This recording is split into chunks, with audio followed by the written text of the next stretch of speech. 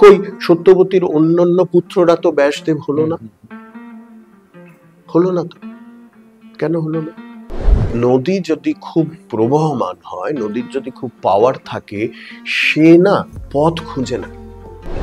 আজকে যে ধরনের সিনেমা হচ্ছে, যে ধরনের থিয়েটার হচ্ছে, একটা খুব অনেক টাকা দিয়ে ইনভেস্ট করা থিয়েটার বা সিনেমা সে যেরকম রিটার্ন পাওয়ার চেষ্টা করছে, একটা কম টাকায় প্রযোজিত থিয়েটার বা সিনেমাও কিন্তু তার রিটার্ন পাওয়ার চেষ্টা করছে।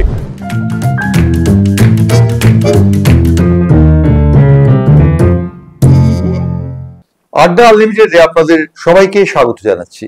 আজকে বাংলার পালস টিভির আড্ডা আনলিমিটেডে আমাদের সঙ্গে এমন একজন অতিথি যিনি নিজেকে নাট্য নির্দেশক বলেন না, নাট্য প্রকল্পক বলেন অথবা নাট্য প্রকল্পনা বলেন, সেই সঞ্জয় ঘোষ আমাদের অতিথি। সঞ্জয়, স্বাগত জানাচ্ছি আমাদের আজকের অনুষ্ঠানে। নমস্কার। প্রথম কথা, যে নাটক আমরা শুনেছি, গিরিশচন্দ্র ঘোষকে রামকৃষ্ণ একবার বলেছিলেন, যাহা নাটক না মিষ্টি তাহাই নাটক, এরকম একটা কথা বোর্ড থিয়েটারের একটা থিয়েটার হলে টাঙানো রয়েছে। তো এই যে প্রসেনিয়াম থিয়েটার থেকে আজকের যে নাটকের বিবর্তন, সেই বিবর্তনটাকে তুমি কিভাবে দেখো? আমি খুব পজিটিভ ভাবে দেখি, কারণ প্রসেনিয়াম থিয়েটারের যে বীজটা, সেই বীজটা আমার মনে হয় খানিকটা পরবর্তীকালে আমরা পাশ্চাত্য থেকে নিয়েছি। তো আমাদের দেশজ বীজ যদি থাকে, সেটা গিরিশচন্দ্র ঘোষরা যেটা করেছিলেন, ওরকম প্রতিভা তো আমাদের দেশে খুব কম এসেছেন। তো তার আগে উনিও এখানে লেবেডফ করেছিলেন, হেরোসিম লেবেডফ করেছিলেন কলুটলায়। তো ওই এসছিল, ওটা পাশ্চাত্য রাশিয়ান ওটি থেকে।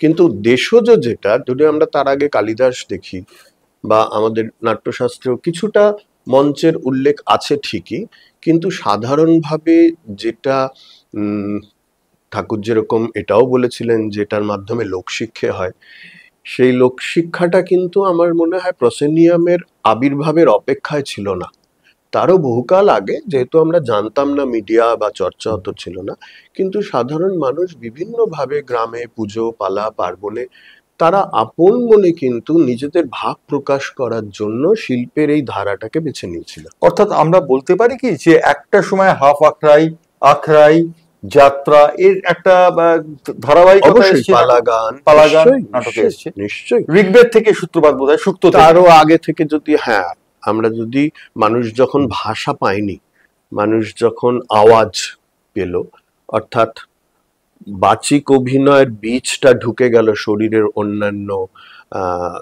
অভিব্যক্তির সঙ্গে, তখন কিন্তু যখন সে প্রকৃতির উপাসনা করতে শুরু করে বা প্রকৃতিকে আহ্বান করতে শুরু করে বা প্রকৃতির থেকে ভয় পেতে শুরু করে, তখন তার মধ্যে একটা আবেদন, আরতি, আরো এগুলো বেরিয়ে আসতে থাকে।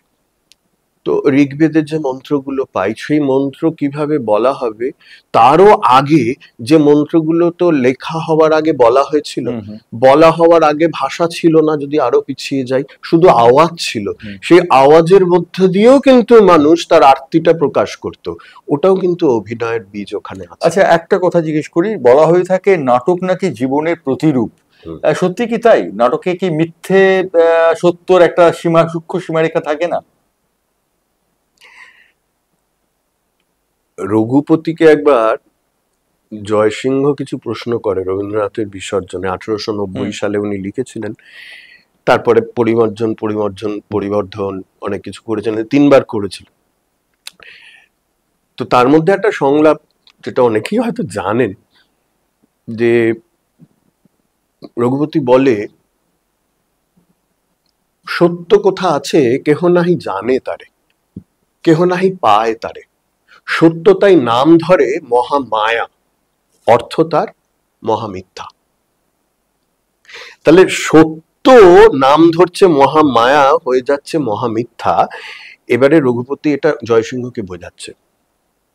তো দেখুন, নাটক যদি মিথ্যেই হবে, তাহলে সেই প্ল্যাটফর্মে দাঁড়িয়ে আমরা কি সৃষ্টি করি?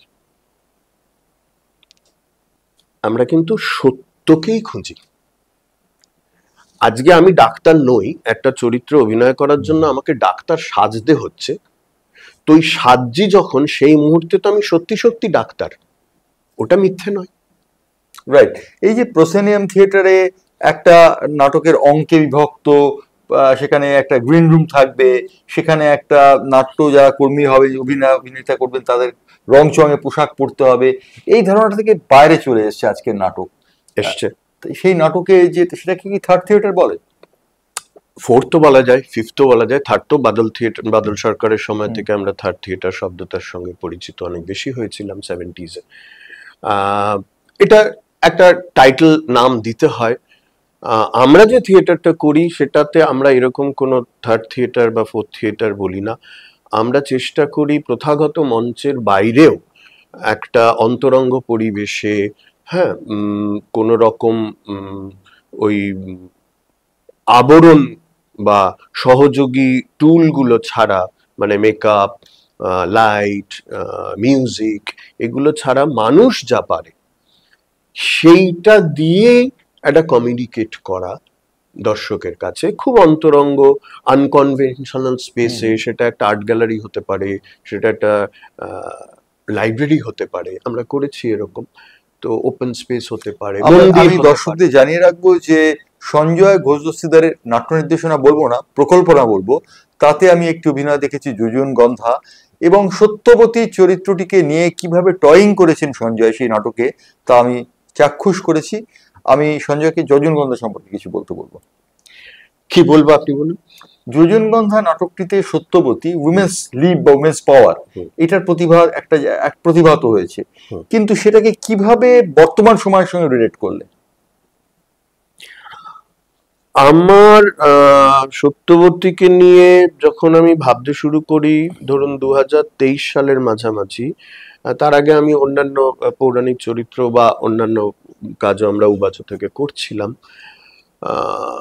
তখন পড়তে গিয়ে বা দেখতে গিয়ে মনে হলো যে অনেক কিছু এই চরিত্রটার মধ্যে বোধহয় আছে, সেটা ঠিক উচ্চকিত নয় বা উচ্চারিত কম। যে পুরুষ মহাভারত রচনা করতে পারে, সে যে গর্ভ বেছে নেয়, সেই রত্নগর্ভা তার মা, সেই যে নারী, যে চারপাশে একটা পুরুষতন্ত্র তখনও আমরা দেখতে পাই, তার মধ্যে একেবারেই কোনো বিশেষত্ব থাকলো না। এমনি এমনি ব্যাসদেব জন্মে গেল শুধুমাত্র পরাশর এসেছিলেন বলে, এটা আমার মনে হয়নি। তার মধ্যে কিছু নিহিত শক্তি, সে শক্তিটা বেশি শক্তি বলবো না, সেটা হয়তো তার ট্রু উইট ছিল, গ্রিট ছিল, উইজডম ছিল, নিজের প্রজ্ঞা ছিল, নিজের একটা লড়াই করার মানসিকতা ছিল, কারণ একদম ওয়ার্কিং ক্লাস থেকে সে উঠে এসেছিল। এইটা আমাকে খুব ভাবিয়েছিল যে তাহলে কি ওয়ার্কিং ক্লাসের গর্ভে উইজডমের জন্ম হয়? রাইট, অর্থাৎ ক্লাস কনসাসনেস যেটাকে বলা যেতে পারে। হ্যাঁ, মানে আমরা তো একটা ক্লাসলেস সোসাইটিতে ছিলাম একটা সময়, তারপরে আস্তে আস্তে আস্তে আস্তে আমরা নিজেদের প্রয়োজনে এই ভাগগুলো করে নিয়েছি, ভালো মন্দর কথা পরে। কিন্তু সেই জায়গা থেকে যে এইরকম একটা এপিক, মানে সারা পৃথিবীতে মহাভারতকে তো লংগেস্ট এপিক বলা হয়, এবং ব্যাসদেবের মতন একটা চরিত্র, তার সত্য মিথ যেভাবেই আপনি দেখুন, তার যে আধার, যে যেখান থেকে তিনি জন্মেছেন, কই সত্যবতীর অন্যান্য পুত্ররা তো ব্যাসদেব হলো না? হলো না তো, কেন হলো না? চিত্রাঙ্গদ, বিচিত্রবীর্য, সেটা একই গর্ভজাত, তাহলে ব্যাসই কেন হলো? এই সত্যবতীর মধ্যে যে নারী শক্তিটা আমরা দেখছিলাম, সেটা আমার মনে হয়েছিল যে এখনো খুব প্রাসঙ্গিক। রাইট, সত্যবতী সেই জন্য শুধুমাত্র মহাভারতের একটি চরিত্র, শান্তনুর উপগত হওয়া এক দ্বিতীয় পত্নী গঙ্গার পরে, বা ব্যাসের মা, শুধু এই জায়গায় সত্যবতী আমাদের প্রযোজনায় আটকে বোধহয় থাকে না। আপনি দেখেন, একদমই তাই। এবং সত্যি কথা বলতে কি, আর্যিকর কাণ্ড এসে গেছে এই নাটকের মধ্যে, এবং নাটকের মধ্যে পুরুষ এবং নারী শক্তির যে দ্বন্দ্ব, সেই দ্বন্দ্বটি এত নিপুণভাবে চিত্রায়িত হয়েছে। আমি একটা কথা জিজ্ঞেস করব, সিনেমা এবং থিয়েটার এই দুয়ের মধ্যে পার্থক্য যদি করতে হয়, থিয়েটারে একটা হচ্ছে কমিউনিকেশনটা খুব সরাসরি হয়ে যায়, লোকের সঙ্গে সরাসরি করা যায়, এবং তোমার নাটকে খুব বেশি রকম হয়েছে, কারণ সেখানে প্রথাগত কোনো মঞ্চ ছিল না, সেখানে ক্যারেক্টার গুলোর সঙ্গে রিলেট করা গেছে। তো এই যে ব্যাপারটা সিনেমায় কিন্তু সেই জিনিসটা সম্ভব নয়। সেটা কিভাবে দুটো মাধ্যমকে তুমি কিভাবে দেখো? সেটা তো সিনেমার জন্ম লগ্ন থেকেই সম্ভব না, কারণ ওই শিল্প মাধ্যমের আঙ্গিকটা আলাদা। আমরা তো বলেই এসেছি যে theatre is a live medium, cinema is a dead medium. কিন্তু এখন সিনেমার ধরন ধারা 2025 সালে বা বিগত বেশ কিছু বছর ধরে এত বদলেছে। আমাদের এখানে যখন কলকাতা ফিল্ম ফেস্টিভ্যাল শুরু হয় 1995 সালে তদানীন্তন রাজ্য সরকারের উদ্যোগে, তারপর থেকে তার আগে অবধি আমাদের সীমাবদ্ধতা ছিল যারা ভালো দেখতে চায় ফিল্ম সোসাইটির মাধ্যমে সিনেমা দেখা আর হলে গিয়ে সিনেমা দেখা, এর বাইরে খুব একটা আমাদের ছিল না। কিন্তু তখনও তো এই ডিজিটাল মাধ্যম, ওটিটি, এতগুলো ইন্টারনেট আসেনি। তো ওই ফিল্ম ফেস্টিভ্যালটা ছিল একটা অন্য ধরনের সিনেমা, একটা বাতায়ন ছিল, একটা বাতায়ন ছিল। এইটা কিন্তু আমাদের ছেলে মেয়েদের, আমাদেরও অল্প বয়সে অনেক অন্য ধরনের কাজ দেখার সুযোগ করে দিয়েছিল। এবং সেইখান থেকে আমাদের একটা বিশ্বাস জন্মায়, যে বিশ্বাসটায় আমি এখনো খুব স্থিতধী থাকতে চাই। সেটা হচ্ছে যে সব কটা শিল্প মাধ্যম এসে কিন্তু সিনেমাতেই মিলতে বাধ্য, কারণ সিনেমার মধ্যে এমন একটা পাওয়ার আছে, আউটরিচ। আজকে থিয়েটার লাইভ, তার যে শক্তিটা আনন্দ পাচ্ছি সামনে, দর্শক সামনে আমি এখানে করছি। সিনেমাতে আজকে আপনি সিনেমা করলেন 10 দিনের মধ্যে আপনার সেই কাজটা কিন্তু উত্তর আমেরিকায়, আফ্রিকা, এশিয়া সব জায়গায় ছড়িয়ে যাওয়ার ক্ষমতা রাখে। আপনি একটা থিয়েটারের দল নিয়ে চট করে এটা 10 দিনের মধ্যে করতে পারবেন না। অ্যাবসলিউটলি তাই। সিনেমার শক্তি যে ভীষণ, সে বিষয়ে বলে দেবার কোনো অপেক্ষা রাখে না। আপনাদের দর্শকরা যারা এই অনুষ্ঠান দিচ্ছেন তাদের জানিয়ে রাখি, কলকাতা চলচ্চিত্র উৎসবের সময় সঞ্জয় কিন্তু এক সময় গভীরভাবে জড়িত ছিল, সেটা অন্য সময়। নানুক তুমি দেখেছো? Nanook of the North, Flaherty, absolutely right. ওইটাই কি বলা যেতে পারে যে ডকুমেন্টারির একটা ওটা জনক, ডেফিনেটলি। এবং আপনার মনে আছে কিনা জানি না, ওনার বলাতে রয়েছে উনি প্রথমবার যখন ওই পিগমি ওখানে গিয়ে শুট করেন, ফিরে আসেন ইটালিতে, তারপরে প্রসেস করতে গিয়ে দেখেন যে ওনার শুট করা সবগুলো গেছে, চলে গেছে, কিছু ছিল না। উনি আবার ফিরে যান, আবার শুট করে নিয়ে আসেন।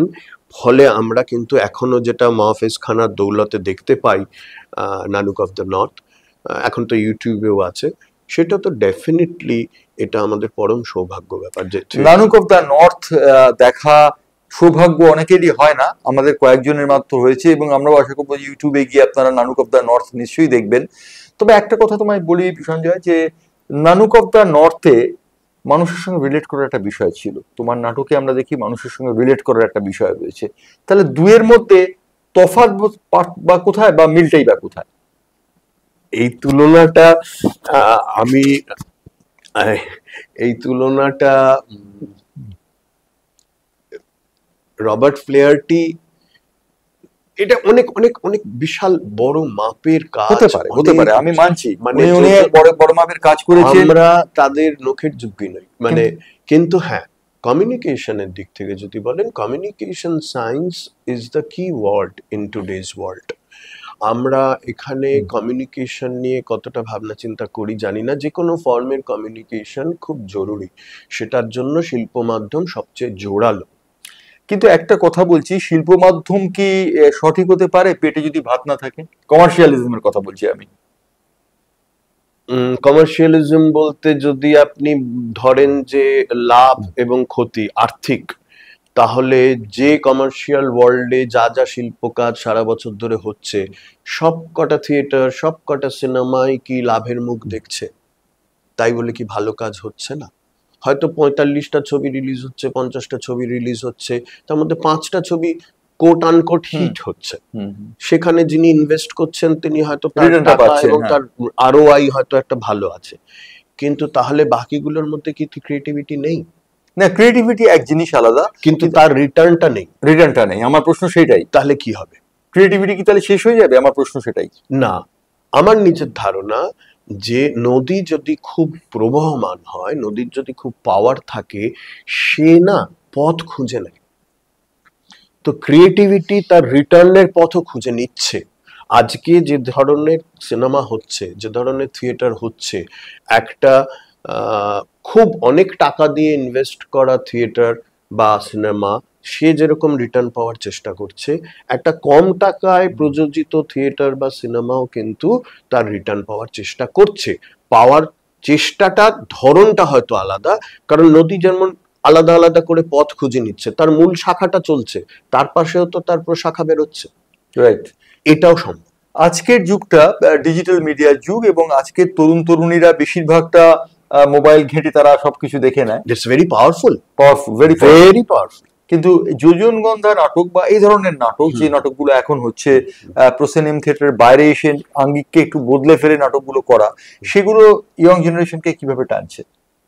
ইয়াং জেনারেশন, আমার ধারণা, যদি এই নাটকগুলোর ইয়াং জেনারেশনের কাছে পৌঁছতে পারে, ভিসাভি এরা যদি এই নাটকগুলোর কাছে পৌঁছতে পারে বা সিনেমাগুলো পৌঁছতে পারে, তো ওইখানে কিছু ক্যাটালিটিক এজেন্ট লাগে, এটা আমার বিশ্বাস। যে যারা অনুঘটকের কাজ করবে, যে কোনো সব জায়গায় লাগে, যে কোনো কেমিক্যাল রিয়াকশনই লাগে, তো তাহলে কিন্তু আমি অন্তত যোজনগন্ধার প্রেক্ষিতে বলতে পারি, আমাদের এই শোতে বহু ছেলে মেয়েরা যাদের 17, 18, 19 বছর বয়স, তারা হয়তো জীবনে প্রথম এই ধরনের থিয়েটার দেখছে লাইভ চোখের সামনে। তারা হয়তো এই যেটা আপনি বললেন মোবাইলে এতদিন, তারা কিন্তু উঠে যায়নি, তারা মহাভারত জানে না, তারা মহাভারতের গল্প সেভাবে জানে না। আমরা কিন্তু তারা কেন দেখছে? সেটা কি শুধু নাচ, শুধু গান, শুধু অভিনয়, নাকি তারা এমন কিছু একটা পাচ্ছে, ও ঠিক এক্সপ্রেস করতে পারছে না, কিন্তু দে আর ক্যাপটিভ, ওখানে আটকে রয়েছে। এটা কিন্তু ঘটছে। তো এই যে ঘটছে, এই ঘটনাটা খুব সত্যি ভালো কথা, কিন্তু আমার যেটা মনে হচ্ছে যে তোমার নাট্য চর্চা বা তোমার নাট্য প্রকল্পনা, তুমি নাট্য প্রকল্পনা বলতে ভালোবাসো, আমি নাট্যটাও বলছি না, আমি প্রকল্পনা বলছি না, সেটা নাটকের বদলে সিনেমাও হতে পারে। আমার কথা হচ্ছে যে এই যে জিনিসটা, এই জিনিসটা মানুষের কাছে আরো বেশি যাওয়াটা কি দরকার নয়? খুব দরকার, খুব দরকার। আমরা তো চাই যে আরো বেশি মানুষ দেখুক, আরো বেশি মানুষ আমাদের সঙ্গে পথ চলুক, আমরাও তাদের সঙ্গে পথ চলি, কিন্তু এর উপযুক্ত প্রক্রিয়া যেটা, সেই প্রক্রিয়াটা আমার ঠিক জানা নেই, যে কি করে আরো বেশি মানুষের কাছে পৌঁছানোর জন্য কি কি করতে হবে, বা যা যা করতে হবে সেই করার স্কিল আমাদের আছে কিনা আমি ঠিক শিওর নই। এটা যেহেতু আড্ডা, সেহেতু শুরুর একটা ব্যাপার থাকে। সঞ্জয়, এই শুরুটা কিভাবে হলো যোজনগন্ধার? না, নাটকের না, তোমার নাট্য চর্চার। এটা তখন স্কুলে, নাটক থিয়েটার আমার প্রথম প্রেম। আমি সিনেমায় পরে শিফট করেছিলাম, আবার এখন থিয়েটার সিনেমা দুটোকে মেলানোর চেষ্টা করছি। এটা আপনার ওই 8-এর দশকের গোড়ার দিকে আর কি, আমরা যখন স্কুল ছাড়বো, কলেজে ঢুকবো, বেশিরভাগ সময় যেটা হয় যে স্কুলে যারা পড়ান সেরকম মাস্টারমশাইদের নিজস্ব কিছু দল থাকে, সেখানে তাদের ছেলে মেয়ের দরকার হয়, এরকম ভাবে আমরাও ঢুকে গেছিলাম। করতে করতে সেখানে আমি কাজ করি। আমার জীবনে প্রথম থিয়েটারের দল সংবর্ত, আমাদের স্কুলের, আমার ইনি কিছুদিন আগে চলে গেছেন, সুনীল দাস, ওনার দলে আমি দীর্ঘদিন অভিনয় করি। আমরা ম্যাক্স মুলার ভবনে একটা সময় প্রচুর প্রযোজনা হয়েছিল, অলোক রঞ্জন দাশগুপ্ত। তারপরে আমরা ওখান থেকে প্রমা বলে একটা সাহিত্য পত্রিকা, ম্যাগাজিন, সুরজিৎ দা, সেখানে সাহিত্য পত্রিকার আমরা একটা এরকম আড্ডা শুরু করেছিলাম প্রত্যেক রোববার করে। সেখান থেকে আমরা, সেটাই গড়িয়াহাটের কাছে একটা বাড়িতে, সে বাড়িটা এখন নেই, ভেঙে গেছে, সেখানে আমরা কবিতা, নাটক, গান, কেউ নতুন কিছু লিখলে সেটা পড়া হতো, শোনা হতো, তারপরে ফায়ারিং স্কোয়াডের সামনে দাঁড়িয়ে তাকে নানান রকম সমালোচনাও করা হতো, প্রশংসা করা হতো। বহু মানুষ সেখানে এসেছেন, এবং আমরা প্রমা থেকে থিয়েটারও করেছিলাম, শিশির কুমার দাসের একটা নাটক। তারপরে থিয়েট্রন পাশেই রিহার্সাল দিত, থিয়েট্রনে আমি জীবনের একটা অনেকটা সময় সলিলদাকে পেয়েছিলাম, আমার প্রকৃত থিয়েটার, এবং অসিত দা পাশের ঘরে রিহার্সাল দিতেন, অসিত মুখোপাধ্যায়। তো এদের সাহচর্য বা এদের কাছাকাছি যাওয়ার সুযোগ আমার ঘটেছিল। তৃপ্তি মিত্র আরব্ধ, সেখানে উনি তখন বিধায়ক ভট্টাচার্যের সরীসৃপ বলে একটা নাটক করেন, সেই নাটকটার আমার একটু ছেলের ওনার দরকার পড়েছিল যারা নেপথ্যে কাজ করবে সেইখানে। পাশাপাশি রেডিও নাটক বড়লিনের সংসার, শ্রাবন্তীদি, মানে আমি নিজেকে মনে করি, ওনাকেও বলেছি যে আমি হচ্ছি ওনার একলব্য বলা যায়, অর্জুন নই। যে দূর থেকে ওনার কাজের পদ্ধতি এবং উনি কিভাবে একটা থিয়েটার প্রোডাকশন, শুধুমাত্র প্রকৃত শ্রুতি যদি নাটক হয় সেটা কিন্তু আমরা বর্ণিলের সংসার বা তার আগে সুচিত্রার সংসারও পেতাম। তো ওইখানে যখন আমি অভিনয় করতে শুরু করি জুনিয়র হিসেবে, পরে আরেকটু বড় হয়ে আরেকটু বেশি পার্ট পেতাম, সেসব দিনগুলো মানে গোল্ডেন পিরিয়ড শেখার জন্য। Absolutely right. তুমি একটা কথা বললে প্রোডাকশন, তা নাটকে কি প্রোডাক্টিভিটি বলতে যে বিষয়টি আছে সেই বিষয়টি আছে এখনকার দিনে যে নাটকগুলো হয়, প্রোডাক্টিভিটি বলতে যা বোঝায় সে কি আছে? প্রোডাক্টিভিটি বলতে আপনি কিভাবে তার ব্যাখ্যা করছেন? আমি ব্যাখ্যাটা এইভাবে করছি যে একটা নাটক হলো, নাটক মঞ্চস্থ হলো, তার কমার্শিয়াল ভায়াবিলিটি। প্রোডাক্টিভিটি বলতে কমার্শিয়াল ভায়াবিলিটিটাই বোঝায়। ওকে, দেখুন আমি মানে যে কোনো বাবা মা তার ছেলে মেয়ে যখন বড় করেন সকলেই চান যে আমার ছেলে মেয়ে একটা ভালো শিক্ষা পাক, ভালো সুযোগ পাক, ভালো হোক এবং বড় হয়ে জীবনে একটা জায়গায় দাঁড়াক, দুটো টাকা রোজগার করুক, আমরা তো বুড়ো হয়ে যাব, তাদের করবে। তো ওটাও তো এক ধরনের ভায়াবিলিটি যে আমি একটা আমার সন্তান যেন থাকে দুধে ভাতের মতন করে তাকে বড় করছি। তো যে বা যারা আমরা থিয়েটার বা সিনেমা তৈরি করার চেষ্টায় রত থাকি তারা কেউ চায় না যে আমি আমার খুশির জন্য ওই পাশ বালিশে হেলান দিয়ে একটা সিনেমা করব বা থিয়েটার করব। আমিও চাই যে এই কাজটা বহু মানুষ দেখুন বা এর সঙ্গে অ্যাপ্রিসিয়েশন আসুক, ভ্যালিডেশন আসুক এবং অর্থও আসুক। আমার অর্থ চাই না এইরকম দাবি আমি করি না, নিশ্চয়ই চাই, কারণ একটা অর্থ টুল, রাইট? তো এই টুলটা যদি আমি ইউজ করি টু মেক আ ওয়েপন, তাহলে তারপরে আমার কিন্তু ওই টুলটা আবার দরকার to make further weapons, right? অর্থাৎ আমরা বুঝতে পারলাম যে সঞ্জয় ঘোষ দস্তিদার নাট্য প্রকল্পক, নাট্য কথাটা তিনি বাদ দিয়েছেন, প্রকল্পক। আমার একটাই বক্তব্য আছে, শেষ বক্তব্য সঞ্জয়ের কাছে। সঞ্জয়, এই যে এই কাজটাতে সৃষ্টিধর্মিতা একটা বড় ব্যাপার, নিজের স্যাটিসফ্যাকশন, নিজে কতটা স্যাটিসফাই পুরো ব্যাপারটা ঘিরে? আমি এতটা আশা করিনি জানতোদা। আমি যখন এই পথ দিয়ে হাঁটতে শুরু করেছিলাম প্রথম দিন আমি জানতাম না যে শেষ বা এগিয়ে গিয়ে কি পাবো। এই পুরো প্রক্রিয়াটা সম্ভব হয়েছে আমার একগুচ্ছ ছেলে মেয়ের জন্য, এবং সেই যে যাওয়াটা এটা না, এই জিনিসটা না চলতে চলতে তৈরি হয়েছে। আমার প্রথম দিন শেষ ছবিটা ছিল না সামনে, আমার এটা না একটা চলনশীল প্রক্রিয়া এবং প্রত্যেক দিন এখানে নতুন কিছু মুহূর্ত তৈরি হয় এবং যেটা আমার ছেলেমেয়েরা তৈরি করে নাচ করে, গান গেয়ে, অভিনয় করে, এবং একটা অদ্ভুত মালা গাঁথা হয় যে কারণে আপনাদের ভালো লাগে। সেইটার পুরো কৃতিত্বটা কিন্তু ওদের। এইটার মধ্যে একটা শব্দ আমাকে খুব টানে, সেটা ইংরেজি শব্দ, সেটা হচ্ছে এনার্জি। তো আপনি যদি বলেন আমার টেক অ্যাওয়ে কি, এই এনার্জিটা আমার টেক অ্যাওয়ে। এমন একটা ওখানে এই এনার্জি বলতে শুধু শক্তি তো বিভিন্ন ধরনের শক্তি হয়, হ্যাঁ, এটার মধ্যে কোথাও একটা উদ্দীপনা, কোথাও একটা আগ্রহ, কোথাও একটা আবার আবেগ, হ্যাঁ, প্যাশন। মানে আমাদের প্রথম শোটা অসিতদা দেখেছিলেন 28শে জুলাই, তখন উনি উৎপল দত্তকে কোট করেছিলেন, আমার সেটা ভীষণ রয়ে গেছে। উনি বলেছিলেন তোমার সবাই অ্যামেচার, কিন্তু উৎপলদা বলতেন দে আর প্যাশনেট অ্যামেচার্স। রাইট। না, আমার একটা বক্তব্য আছে, সেই বক্তব্যটা পুনশ্চ বলে বলছি, কারণ শেষ প্রশ্নটা করেই ফেলেছিলাম, তার আগে একটা পুনশ্চ দিচ্ছি। আবেগ, প্যাশন এগুলো সব ভালো, কিন্তু অর্থ না থাকলে কি আবেগ প্যাশনের কোনো জায়গা রয়েছে? অর্থ কিন্তু আবার অনর্থেরও মূল। অর্থাৎ সঞ্জয় ঘোষ দস্তিদারের সঙ্গে আলাপচারিতে আমরা বুঝতে পারলাম সঞ্জয় প্যাশন থেকে প্রকল্পনার কাজ করেন এবং প্যাশনের জন্য তার কাজের একটা স্বীকৃতি রয়েছে। এই স্বীকৃতিটাই কিন্তু একজন নাট্যকর্মীর সব থেকে বড় প্রাপ্তি, আমার মনে হয়। তাই তো সঞ্জয়? অফকোর্স। এবং এই যে কোনো কর্মী, শুধু নাট্যকর্মী কেন, না, যে কোনো কর্মীর স্বীকৃতিটা প্রাপ্ত, এ বিষয়ে বলে দেবার কোনো অপেক্ষা রাখে না। আজকে আড্ডা লিমিটেডে আমরা পেলাম পরিচালক, নাট্য নির্দেশক, প্রকল্পক সঞ্জয় ঘোষ দস্তিদারকে। তাকে অসংখ্য ধন্যবাদ আমাদের সঙ্গে স্টুডিওতে বসে আড্ডা দেওয়ার জন্য। আপনাদেরও অনেক ধন্যবাদ।